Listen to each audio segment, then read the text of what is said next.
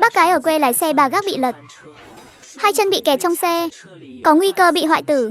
Tôi đập nát xe rồi đưa bà ấy đi bệnh viện. Cuối cùng cứu được đôi chân. Nhưng cả nhà bác lại trách tôi, nói tôi phá hủy kế sinh nhai, đòi tôi bồi thường chiếc xe. Tôi tự nhận xui xẻo, mua cho họ một chiếc ba gác mới.